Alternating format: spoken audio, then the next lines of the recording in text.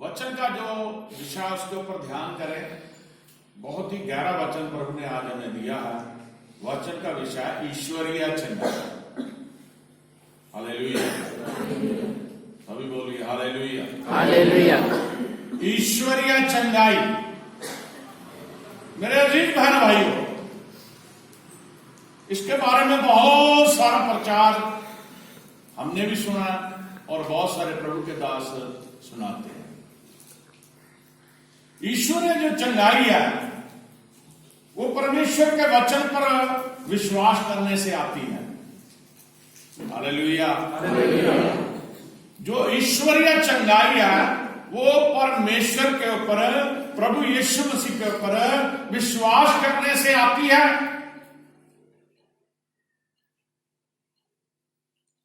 और बताया गया है बाइबल में कि परमेश्वर को आप खोजेंगे, उसे खोजिए तो ईश्वरीय चंगाई, तंदुरुस्ती आप पाएंगे। जब आप परमेश्वर को ढूंढेंगे, उसे खोजेंगे तो आप ऑटोमेटिक ईश्वरीय चंगाई पाएंगे।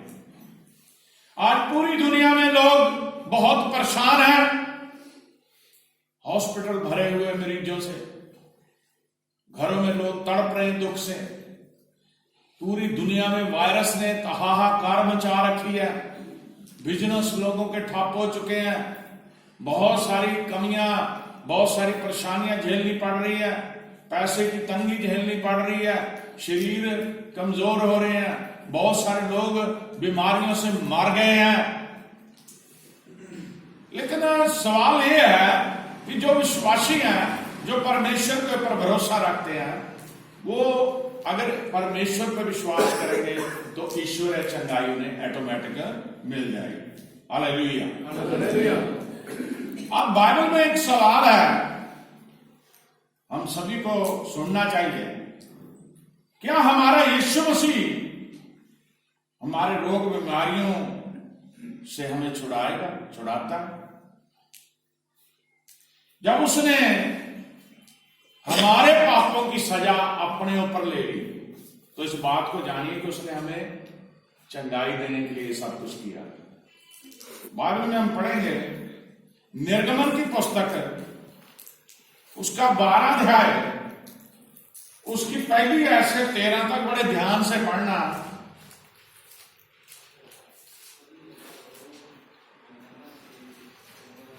निर्गमन 12 उसकी पहली आयत से 13 तक।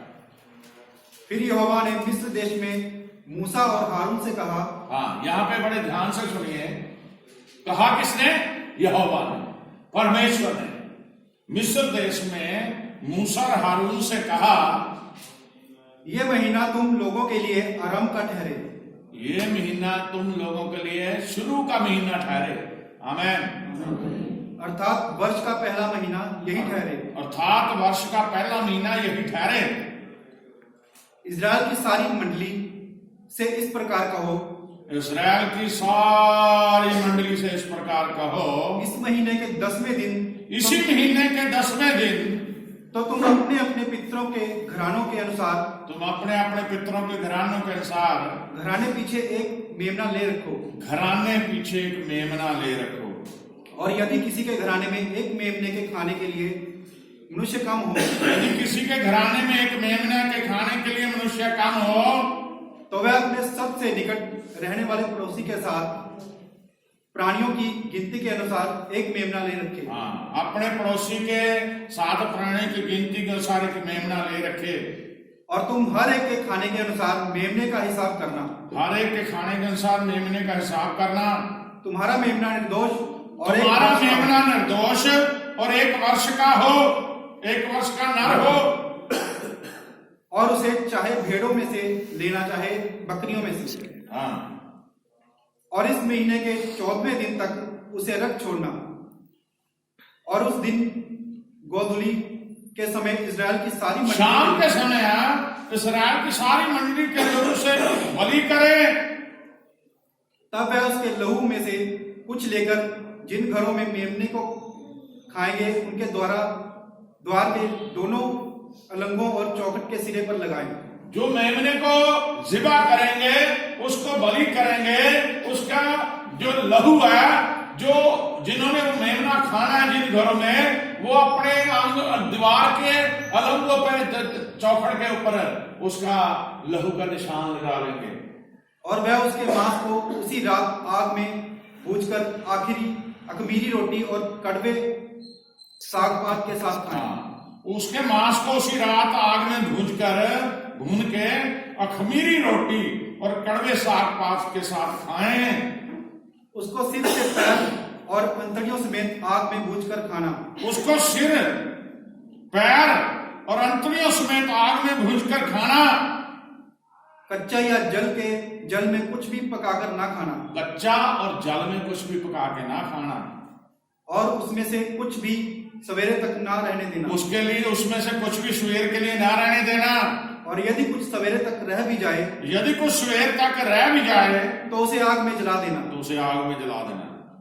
और उसके खाने की यह विधि है, उसके खाने की यह विधि है, कमर बांधे, पांव में जूती पहने, कमर बांधे, पांव में जूती पहने और हाथ में लाठी लिए हुए, हाथ में लाठी लिए हुए उसे फुर्ती से खाना। उसे फुर्ती से खाना।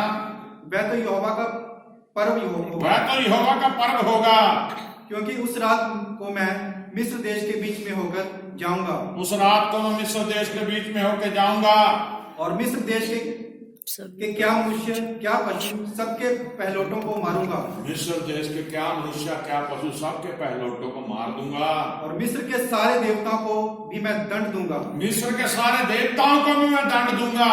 मैं यहोवा हूँ। मैं यहोवा हूँ। और जिन घरों में तुम रहोगे उन पर वह लहू तुम्हारे लिए चिन्ह ठहरेगा। जिन घरों में तुम रहोगे तुम्हारे लिए चिन्ह ठहरेगा वो लहू। अर्थात मैं उस लहू को देखकर तुमको छोड़ जाऊंगा। मैं अर्थात उस लहू को देखकर तुम्हें छोड़ जाऊंगा। और जब मैं मिस्र देश के लोगों को मारूंगा, जब मैं मिस्र देश के लोगों को मारूंगा, तब वह विपत्ति तुम पर ना पड़ेगी और तुम नष्ट ना होगे। आमीन। तुम्हारे ऊपर यह मुसीबत नहीं पड़ेगी, तुम नष्ट नहीं होगे। कैसा महान परमेश्वर है। परमेश्वर सिर्फ इस्राएलियों को आत्मिक तौर पे ही बलवान नहीं बनाना चाहता था, बल्कि उनको शारीरिक तौर पे भी तंदुरुस्त रखना चाहता था। हालेलुया। अगर आप घर जाके 11 अध्याय को पढ़ोगे तो मूसा और हारून जब फिरौन के आगे गए तो मूसा ने फिरौन से कह दिया कि तू हमें जाने दे, वरना तेरे सारे पहलौठे तेरे मुल्क में, चाहे वो पशुओं के या चाहे तेरी दासी के या चाहे राजा के या, सब मारे जाएंगे। यहोवा यूं कहे। बड़े गुस्से से वो कह के ये बात चला गया। और यहोवा ने मूसा से कहा कि मैं इसके मन को सख्त कर दूं, ये जाने नहीं देगा तुम्हें, क्योंकि मैं मिस्र में चिन्ह दिखाना चाहता हूं, मिस्र वालों को ये बताना चाहता हूं कि मैं परमेश्वर हूं, मैं यहोवा हूं, मैं जीवित परमेश्वर हूं। हालेलुया। अब मेरे अजीज बहन भाइयों, जिस तरह से बहुत सारे लोग सिखाते भी हैं कि यदि चंगाई छुटकारे के काम में शामिल नहीं है, तो क्यों पुराने नियम में शारीरिक चंगाई के चिन्ह हमें दिए गए। फसह के पर्व के जो अभी हमने पढ़ा, फसह के पर्व के दिन इस्राएलियों ने 3 चीजें खाई। पहली, मेमने का मांस। हालेलुया। न्यू टेस्टामेंट में मेमना किसे कहा गया? प्रभु यीशु मसीह। बड़े ध्यान से सुने, वचन बहुत गहरा है। अगर आप सोगे या ठंड में ठुर करते रहे तो अपनी ठंड को ही ध्यान करते रहे तो फिर नहीं समझ आएगी बात। 3 चीजें उन्होंने खाई। पहला मेमने का मांस, दूसरा अखमीरी रोटी। अखमीरी रोटी शुद्ध आटे की, जो जिसमें खमीर ना हो। जैसे देखते कई बार आटा खराब हो जाता है तो खट्टा हो जाता है, खटास ना। तीसरी, उन्होंने कड़वे साग पात के साथ उसे खाया। कड़वे साग पात के साथ उसे खाया। हालेलुया। हालेलुया। हालेलुया। हालेलुया। ये बात दर्शाती है परमेश्वर सिर्फ आत्मिक तौर पे इस्राएलियों को तगड़ा नहीं करना चाहता था, उनकी परवाह नहीं करता था, बल्कि उनके दिमाग और शरीर को भी वो बल देना चाहता था। जब हम अच्छा खाना खाएंगे शरीर को बल मिलेगा। साग पात कहने को है, साग पात को लोग कई नहीं खाते, लेकिन साग पात की स्टोरी बड़ी गहरी है। शद्रक, मेशक, अबेदनगो और दानियल की, पता ना उन्होंने क्या कहा था, साग पात। और वो दूसरे से जो मीट मच्छी जो भी भोजन खा रहे थे राजे, उससे ज्यादा तंदुरुस्त दिखे, उससे ज्यादा तगड़े दिखे। मेरे जी भाई बहन भाइयों बच्चों, परमेश्वर के वचन की तरफ ध्यान करो कि ईश्वरीय चंगाई जो हम नए नियम में आके पढ़ते हैं, सिर्फ हमें वही दिखता है कि प्रभु यीशु मसीह ने मुर्दों को जिंदा किया, प्रभु यीशु मसीह ने अंधों को आंखें दी, प्रभु यीशु मसीह ने लंगड़ों को चलाया, प्रभु यीशु मसीह ने गूंगों को बोलने लायक बनाया, प्रभु यीशु मसीह ने 4 दिन के मुर्दे को जिंदा कर दिया। ये बातों की तरफ भी सिर्फ हमारा ध्यान रहता है। लेकिन अगर हम जड़ से देखें, परमेश्वर शुरू से चंगाई देता है। आप बाइबल की पहली किताब देखिए, आदम को परमेश्वर ने बल दिया, उसे बहुत खूबसूरत जगह में रखा खाने के लिए, उसे बहुत बढ़िया बढ़िया चीजें उसके लिए परमेश्वर ने उस बाग में रखी। और आदम शरीरी तौर पे भी इतना तंदुरुस्त था, जब वो आत्मिक तौर पे मर भी गया तब भी वो 950 साल तक जीवित रहा। Hallelujah, hallelujah, hallelujah. अगर शरीर कमजोर है तो बंदा 40 साल में मर जाता है, 50 साल में मर जाता है, रोगी रह होके। लेकिन कैसा परमेश्वर की कृपा थी कि उसकी 950 साल उम्र हुई। और आज अगर आप परमेश्वर के साथ विश्वास के द्वारा चलते हैं, परमेश्वर को अपने आप को सरेंडर कर देते हैं, आपने तौबा करी है, आपने बपतिस्मा लिया है, आप परमेश्वर के घर में आ रहे हैं, आप परमेश्वर के साथ चल रहे हैं ईमानदारी से, तो आपकी आयु को भी वो वायदा करता लंबा करेगा। परमेश्वर अपने बच्चों की उम्र को बढ़ाता है। Hallelujah, hallelujah. अब बात यह है, क्यों इस्राएलियों को फसह का मांस खाना पड़ा, फसह के मेमने का मांस खाना? क्योंकि उस रात यहोवा ने मिस्र देश के मनुष्य, पशु सब पले उठे और मिस्र के सारे देवताओं को दंड दिया था, भी हमने पढ़ा। जबकि हम जीवन और शारीरिक बल मसीह से जो हमारा फसह का मेमना है पाते हैं। आमीन। हमारा जो फसह का मेमना हमारे सामने प्रस्तुत किया गया वो यीशु मसीह बन के आया।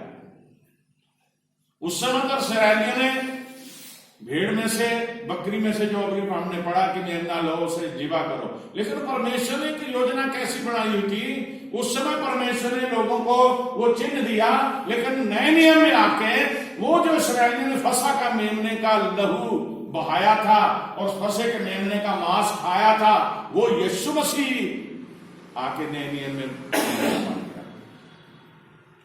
जो पाप लोगों ने किए उन पापों को दूर करने के लिए वो मेमना बन के जीवा हो गया।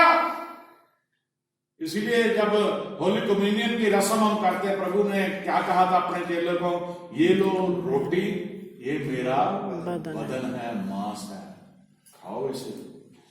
और जब उन्हें शपथ दिया, उसने कहा ये लो पियो, ये मेरा लहू है। और ये भी कहा कि जब तक मैं वापस ना आऊं, ये करते रहना इस विधि को। बोलो हालेलुया, हालेलुया, बोलो हालेलुया, हालेलुया।